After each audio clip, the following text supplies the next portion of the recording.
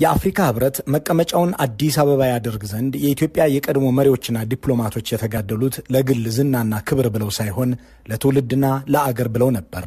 በዚህም ኢትዮጵያ የብዙ የዲፕሎማሲያዊ ድሎችና ኢኮኖሚያዊ ጥቅሞችን ባለቤት አድርጓታል። በኮንፈረንስ ቱሪዝም ከምታገኘው ኢኮኖሚያዊ ትርፍ ባሻገር ለአገር ውስጥ ልማትና ለቀጣናው ሰላምም ይህንን ተቋም ስትገለገልበት ቆይታለች። በቀንደኛ ባላንጣዋ የሻዕቢያ መንግስት ላይም ማዕቀብ ያስጣለችው በአፍሪካ ህብረት አማካኝነት ነው። በህብረቱ ታሪክ የመጀመሪያውም ሆነ የመጨረሻው ማዕቀብ በኢትዮጵያ አቅራቢነት ኤርትራ ላይ የተጣለው ማዕቀብ ነው። ይህ የተደረገላት ኢትዮጵያም በምላሹ ህብረቱ እንዲጠናከር ማሻሻያ እንዲያደርግና የተከበረ እንዲሆን ብዙ ተግታለች። በንጉሱ ዘመን አፍሪካውያን ነፃ እንዲወጡበትና ኢኮኖሚያዊ ትብብር እንዲመሰርቱበት ለማድረግ ህብረቱን ያጠናከሩት የዘመኑ የኢትዮጵያ ዲፕሎማቶች ቢያንስ አብዛኛውን አፍሪካን ነፃ አውጥተውበታል። ዓለም ለሁለት በተከፈለችበትና ኢትዮጵያ ከምስራቁ ዓለም ወገን በተሰለፈችበት የደርግ ዘመንም ቢሆን የአፍሪካዊነት ስሜት ሳይደበዝዝ ለጸረ ቅኝ ገዦችና ለጸረ አፓርታይድ ተጋድሎች መገልገያ ይሆን ዘንድ በመንግስቱ ኃይለማርያም የተመራው መንግስት ተግቶ ሰርቷል።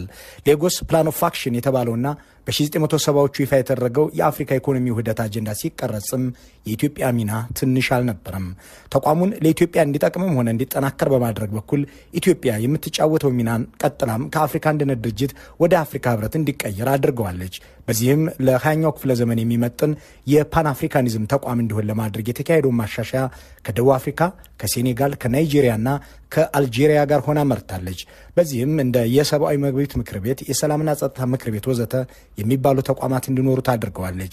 የአፍሪካ አጀንዳዎችን ቀርጻ በብዙ መድረኮች ተከራክራበታለች። አህጉሩ የአየር ንብረት ለውጥ የሚያደርስበትን በደል ለማስቀረት የአፍሪካ ድምፅ ሆና ተሰልፋበታለች።